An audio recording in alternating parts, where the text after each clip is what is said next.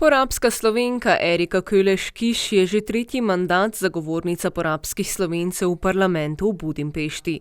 Že od leta 2015 v začetku leta, v času, ko ni plenarnih zasedanj parlamenta, organizira forume, srečanja s porabskimi Slovenci, saj je mnenja, da imajo volivci pravico iz prve roke slišati o njenih aktivnostih in ji tudi sami izpostaviti težave, s katerimi se soočajo.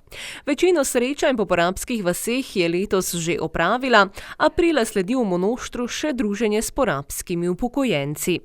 Na forumih je zbranim predstavila svoje aktivnosti minulega leta, v ospredju pa so bile volitve, ki bodo vzporedno z volitvami evropskih poslancev na Madžarskem potekale 9. junija.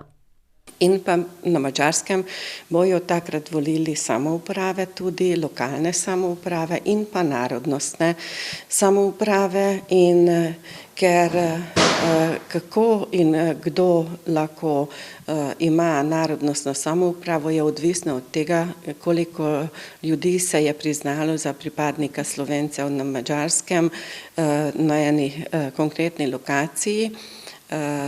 Bomo letos imeli več kot 16 lokacij, nekatere še raziskujejo, če sem jaz res dobro videla število tistih, ki so se za Slovence opredelili. Ampak do sedaj smo imeli 10 narodnostnih samouprav na Madžarskem na splošno, letos pa do sedaj je razpisano za 16 naselij, oziroma v tem so trije okrožje v Budimpešti. Malo sem razložila, kaj to pomeni, zakaj lahko tu in tam ustanovijo narodnostno samoupravo, kaj so pogoji, oziroma sem malo spodbujala, da čim več ljudi naj se udeleži. Pri nas narodnostne samouprave lahko volijo tisti oziroma člane za narodnostne samouprave, ki so se registrirali za narodnostnega volivca. Seveda so nekateri, ki so se že davno registrirali, ki pa še niso, sem pa hotela malo prepričati, da je to nujno za nas. Do večjega števila narodnostnih samouprav so upravičeni zato, ker se je na zadnjem popisu prebivalstva za Slovence opredelilo kar za tretjino več ljudi kot leta 2011.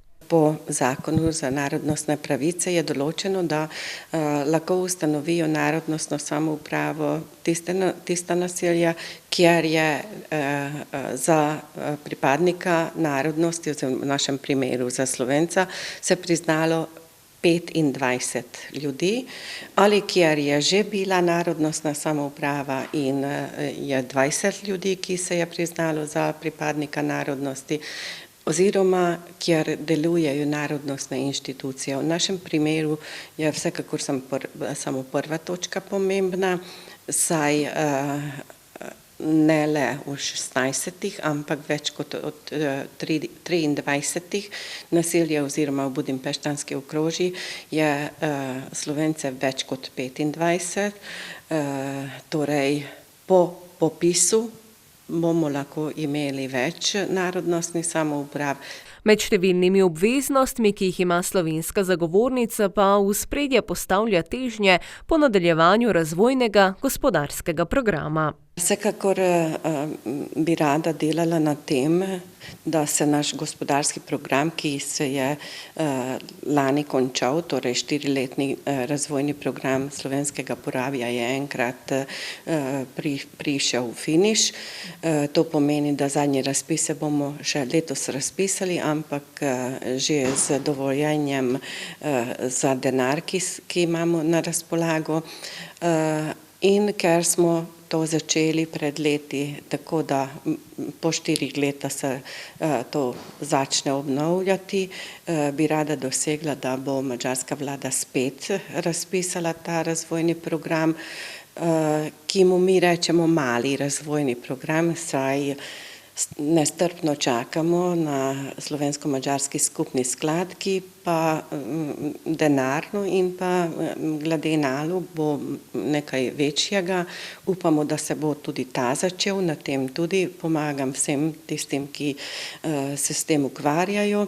V parlamentu se aktivno zavzema za zagotavljanje vseh potrebnih sredstev za nemoteno delovanje institucij in organizacij povezanih s porabskimi Slovenci ter za nadaljnji razvoj cestno-prometne infrastrukture slovenskega Porabja. Najbolj pomembne dve cesti sta z Monoštra do mejnega prehoda Martinje, Gornji Sanik-Martinje in pa od Monoštra do Verice Ritkarovci. Upam, da nekaj bomo stopili letos tudi naprej. Sicer gospodarska kriza je marsikaj spremenila tudi pri nas na Madžarskem, kot vse povsod na svetu, in za naslednje leto smo imeli obljube za obnove te cest, ampak lani so mi že rekli, da najmanjše upanje imam, rada bi delala na tem, da se to spremeni in da bomo končno dobili dve dobri cesti. Podobne težave, ne glede na to, da so v zadnjih 10 letih na področju obnove infrastrukture že zelo napredovali, pa na srečanjih izpostavljajo tudi porabski Slovenci. Seveda cestne povezave, infrastruktura je vse povsod tema. Čiščenje odpadnih vod ni rešeno še do sedaj, ne na Gornjem Seniku, na Verici Ritkarovci, v Andovci, deloma v Števanovci. To je tudi treba čim prej začeti reševati, saj to je spet velik denar in ne bo šlo, ampak s tem sem tudi začela že kar nekaj let pred tem. Oviri so vedno, ker toliko denarja zagotoviti, koliko ta tema potrebuje, je kar težko, ampak če bom imela podpornike z večjih strani, pa menda bo lažje. Že od začetka svojega delovanja si med drugim prizadeva tudi za obnovo cerkve v Števanovcih. Saj je ena najstarejša, najlepša cerkev, sicer zaščitena, ampak jo treba od zunaj in od znotraj obnoviti. To poteka kar počasi, saj zahteva veliko denarja. Upamo, da bomo imeli nekoga, ki končno pove, da za to cerkev pa je potrebno dati ta nujni denar. Razen tega seveda, kar je moje najbolj pomembno delo, za ohranjanje jezika in kulture na vseh področjih delati naprej. Svoje aktivnosti, načrte za naprej in ugotovitve je v minulih dneh v Slovenskem kulturnem in informacijskem centru v Monoštru predstavila tudi predstavnikom krovnih organizacij v Porabju ter širši javnosti.